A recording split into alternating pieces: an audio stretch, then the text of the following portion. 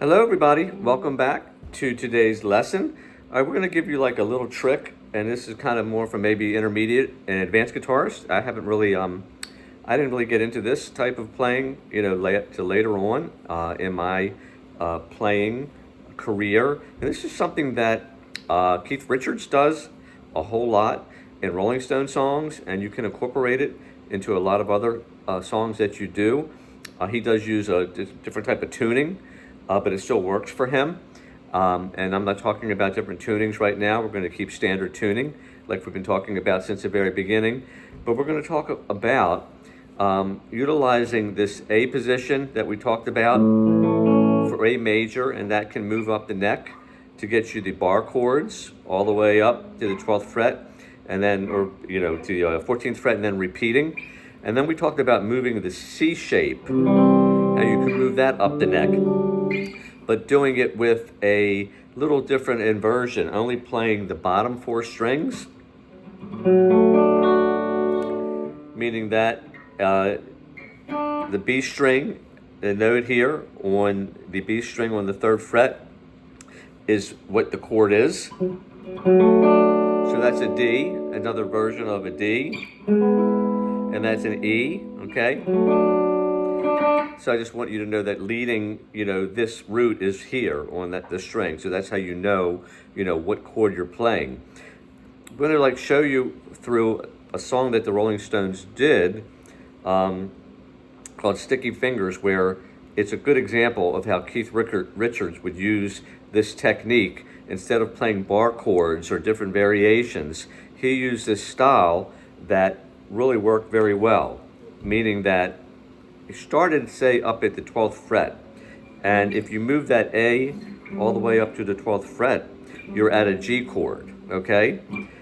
If you do the G chord with the 4 notes on your D, G, B, and E string, and then you put that shape for the C, you don't need to utilize your little finger on the C, but it does guide you of what chord you're playing. But you got the C on the B string, like I said to you before, is the root. That is how Keith Richards starts Sticky Fingers. And then he goes down to the 5th fret, which would be the C, and with the E flat note of the chord coming with this C-shaped position. But then he hits the C first, to the E flat. So, meaning that, doing it slow. Okay, so you're playing a C to a G, and you're just using, again, the bottom 4 strings, and then you're going down to the 5th fret, and you're doing what basically is an F to a C. But instead of starting with that C position, when you move down, you're starting with the A.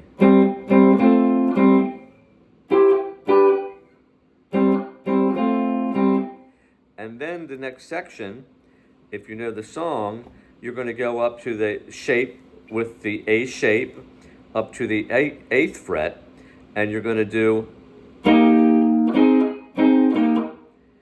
and that gives you that E flat, and it gives you the A flat.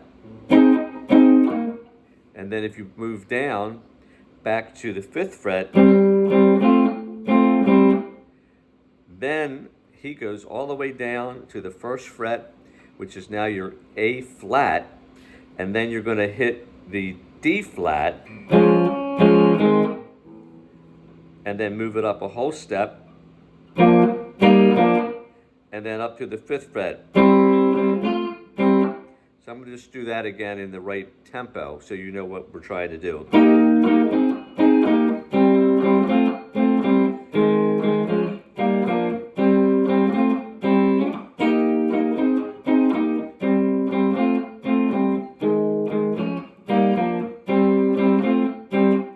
So the only thing that he does a little differently when he goes up to the E flat,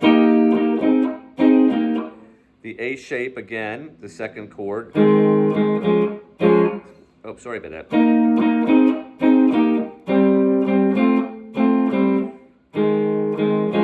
And then he hits the D flat first and to the B flat.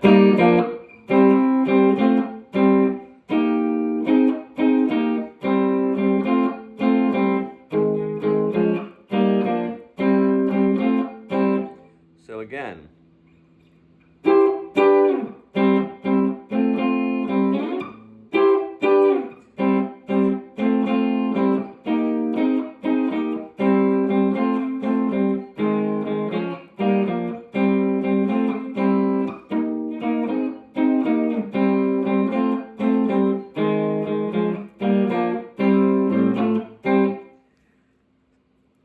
Something new for your toolbox.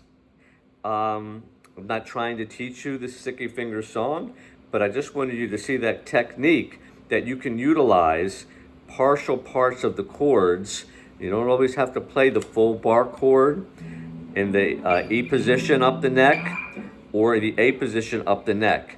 You can leave out the E and the A string up top and really get a good voicing out of using this technique that not only Keith Richards uses, but plenty other guitar players. Put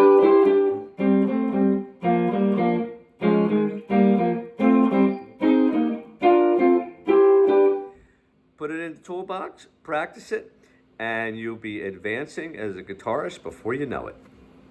Bye.